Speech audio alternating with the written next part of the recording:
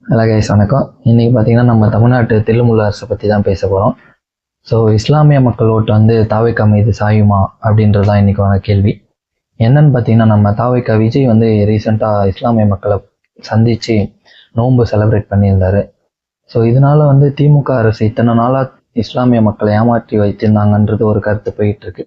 என்னன்னா, திமுக வந்து என்டிஏ கூட்டணி எதிர்க்கிறதுனால இஸ்லாமியர் எல்லாம் சப்போர்ட் பண்ணாங்க திமுகவுக்கு. இப்போ அதுல இருந்து என்னன்னா, இஸ்லாமியோட ஓட்டு எல்லாமே தாவேக்காக்கு வந்துருமா இல்லை வராதான்றது தான் அவங்களுடைய கருத்தை நான் கேட்குறேன்.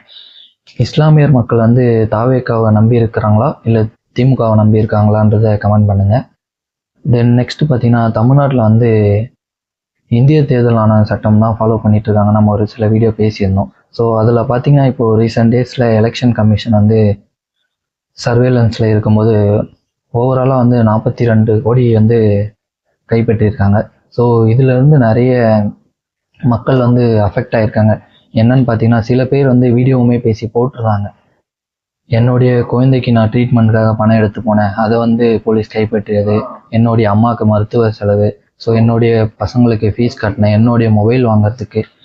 இப்போ இத்தனை கோடி வந்து இந்திய தேர்தல் ஆணையம் வந்து தமிழ்நாட்டில் வந்து கைப்பற்றியிருக்காங்க. ஸோ இதில் வந்து நிறைய அஃபெக்ட் ஆகியிருக்காங்கன்றது நம்ம முன்னாடி ஒரு வீடியோவில் முன்னாடியே நம்ம பேசியிருந்தோம். ஆனால் வந்து இதை கரெக்டான ஒரு வேல கொண்டு போகிறாங்களான்றது இந்திய தேர்தல் ஆணையம் வந்து ஒரு டவுட்டாக தான் எனக்கு இருக்குது. ஏன்னா நிறைய பேர் இதில் இந்த அஃபெக்ட் ஆகிருக்காங்க. ஒரு இல்லீகல் மணி ட்ரான்ஸ்ஃபர் பண்ணுறவங்களுக்கு வந்து இது கரெக்டான ஒரு வேவாக இருக்கும். பட்டு அவங்களுடைய குழந்தைக்கும் சரி இல்லை மக்களுக்கும் சரி இல்லை பசிக்கோ எதுக்கோ அவங்க காசு எடுத்துகிட்டு போகிறாங்கன்னா அதை வந்து இந்த போலீஸ் கைப்பற்றும் போது கொஞ்சம் வந்து அவங்களுக்கு அஃபெக்ட் ஆகுது. ஸோ இதனால் வந்து இந்திய தேர்தல் ஆணையம் வந்து ஒரு கரெக்டான வே வந்து தமிழ்நாட்டில் வழிநடத்துமாறு என்னுடைய கொஷினை நான் ரைஸ் பண்ணுறேன். இப்போது ரீசெண்ட் டேஸில் வந்து தாவேக்கா மேலே நிறைய குற்றம் போட்டிருந்தாங்க.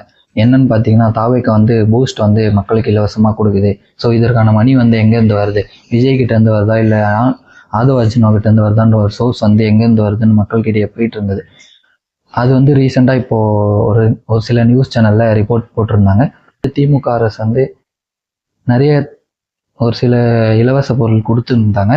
ஸோ அதை வந்து தாவேக்கா வந்து ஃபாலோ பண்ணுது. அதே தானே தாவேக்காவும் கொடுக்குது மக்களுக்கு. ஸோ தாவேக்கா வந்து என்ன நல்லது பண்ணிட போகிறாங்க அப்படின்றது ஒரு சில கொஸ்டின் போயிட்டுருக்கு. என்னன்னு பார்த்தீங்கன்னா, இப்போது இந்த பூஸ்ட் கொடுத்தது வந்து தாவேக்கா 1 மந்த்துக்கு முன்னாடியே தான் கொடுத்துருந்தாங்க. பட் அதோடைய ஒரிஜினல் வீடியோவும் நம்மக்கிட்ட இருக்குது. ஆனால் மக்களுக்கிட்டே அது தப்பான விதத்தில் இந்த எலெக்ஷன் டைமில் தாவேக்கா விஜய் வந்து தாவேக்காவுடைய ஆனந்தும் ஆதவ அர்ஜுனாவும் சரி இது மாதிரி வந்து இவங்க இந்த டைமில் வந்து கொடுக்குறாங்க, மக்கள் ஓட்டுவாங்க. திமுக அரசும் சரி ஏடிஎம்கே அரசும் சரி அவங்க பண்ணதை தானே இவங்களும் நம்ம மக்களுக்கு பண்ணுறாங்க. ஸோ இவங்க என்ன நல்லது பண்ணிடுவாங்க அப்படின்றது ஒரு சில நியூஸ் சேனலில் போட்டு வைரல் ஆக்கிட்டு இருந்தாங்க. ஸோ அதை பற்றி தான் நம்ம பேசியிருந்தோம். இதற்கிடையில் வந்து நிறைய கட்சிகள் பணம் வச்சிட்டு இருக்காங்க, இல்லை வச்சிட்டு இல்லாமல் இருக்கட்டும். ஆனால் வந்து நம்ம சீமானன்றவர் வந்து திரள் நிதி கேட்டிருந்ததா எல்லாருமே நீங்கள் பார்த்துருப்பீங்க. ஒவ்வொரு தொகுதியாகவும் ஒவ்வொரு டிஸ்ட்ரிக்டாகவும் அவர் திரள் நிதி மாதிரி திரட்டி என்னுடைய கட்சிக்காரங்களும் சரி இல்லை மக்களுக்கும் நான் என்னுடைய மக்கள் காசை தான் நான் எடுத்து அவங்களுக்கு சப்போர்ட்டிவாக இருக்கேன். பட் என்கிட்ட எந்த மணியும் இல்லை, என்னால் நான் ஆல்ரெடி வாங்கின காசையுமே நான் கடன் வாங்கி தான் பண்ணிகிட்ருக்கேன் அப்படின்ற மாதிரி சீமான் ஒரு வீடியோவில் பேசிகிட்டு இருந்தார். பட்டு அது மாதிரி தான் அவர் பண்ணியிருந்தார். திரள் நிதி கேட்டு தான் மக்களுக்காக அவர் எலெக்ஷனுக்கே செலவு பண்ண போகிறதா ஒரு நியூஸ் போயிட்டுருக்கு. அதுவும் தான் உண்மையாகவும் இருக்குது. பட் எல்லாருமே அதுக்கு சப்போர்ட் பண்ணுங்கள், அதுதான் என்னுடைய கருத்தை நான் சொல்கிறேன். தமிழ்நாட்டில் வந்து ஒரு தொகுதி கூட ஜெயிக்காத அவருக்கு எதுக்கு இந்த திரள் நிதி? ஸோ இது போன்ற ஒரு சில குற்றங்கள் அவர் மேலே வச்சுருந்தாங்க.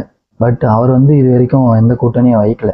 தமிழ்நாட்டில் வந்து நான் தமிழ்நாட்டு மக்களுக்கு நல்லது பண்ணுவேன் அப்படின்றத சொல்லி தனித்து தான் நின்றுட்டுருக்காரு. அதற்கான திரள் நிதி தான் அவர் கேட்டிருந்தார்.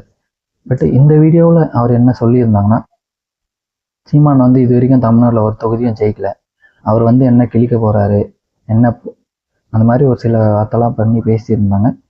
ஸோ பட் அது எந்த அளவுக்கு அவருக்கு இடையில் வந்து அஃபெக்ட் ஆகிருக்கும் அப்படின்றது ஒரு விஷயமா இருந்தாலும் அவங்களுக்குன்னு ஒரு மக்கள் சப்போர்ட் இருந்துட்டு தான் இருக்குது. இன்னும் அவங்களுக்கு சீமானுக்கு வந்து அவங்களுடைய மக்கள் வந்து சப்போர்ட் பண்ணுவாங்க. ஸோ இந்த வாட்டியாச்சும் அவர் ஒரு தொகுதியிலாச்சும் வின் பண்ண வைங்க, அதுதான் என்னுடைய கருத்து. பார்த்தீங்கன்னா, இப்போது சென்னையில் இருக்கிற சவிதா இன்ஜினியரிங் காலேஜில் ஒரு சில விஷயம் நடந்திருந்தது.